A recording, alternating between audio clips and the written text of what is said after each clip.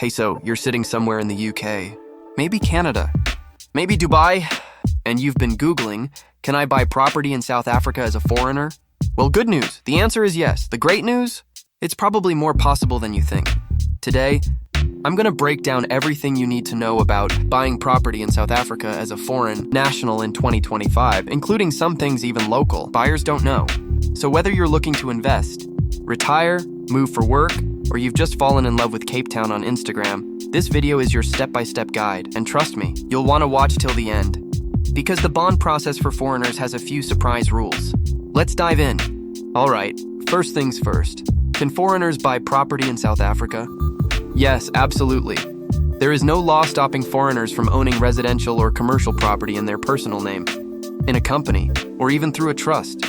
And get this, unlike some countries where foreigners can only lease land, in South Africa you can own the land outright. You're buying the title deed, not just temporary rights. The only major exception is government-subsidized housing like RDP houses.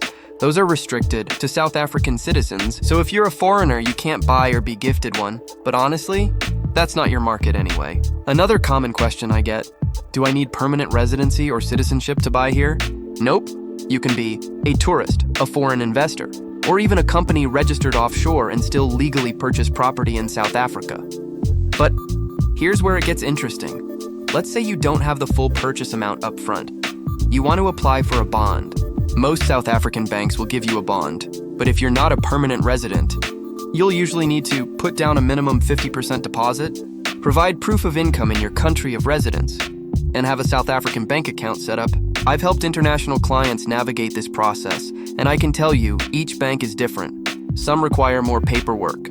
Some allow a little flexibility, but in general, plan for a 50% deposit if you're not a PR holder. If you're buying in cash, that simplifies things a lot. Once your offer is accepted, here's what you'll need to complete the process. A South African tax number. This is mandatory. Don't stress, it's easy to apply for. Proof of funds. If you're transferring from overseas, the funds must come through the correct banking channels and be declared with the South African Reserve Bank. Passport copies, foreign address confirmation, and a foreign investment declaration from your bank. And of course, you'll be working with a local conveyancing attorney. This is standard in every property transaction. Yes, if you're in a relationship or partnership with a South African citizen, you can buy the property jointly, just know. Both names go on the title deed if you break up or split. The same laws apply as if both were locals.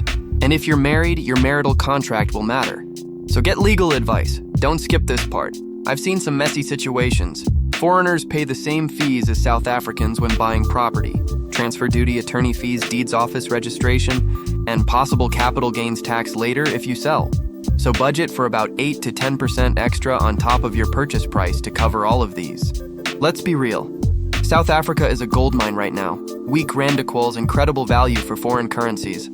High rental yields, beautiful properties in Cape Town, Durban and Joburg for half the price of what you'd pay in Europe, and no restrictions on short-term rentals like Airbnb. It's no wonder we're seeing expats, investors, and digital nomads all jumping in. And with South Africa's favorable exchange rate, a $200,000 budget goes a long way.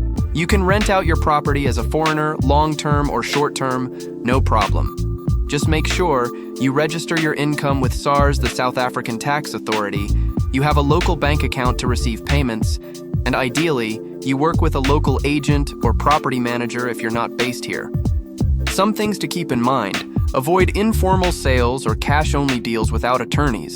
Make sure the property has approved building plans. Get a full property inspection, especially if you're not in the country. Be cautious with rural land check zoning and municipal rules.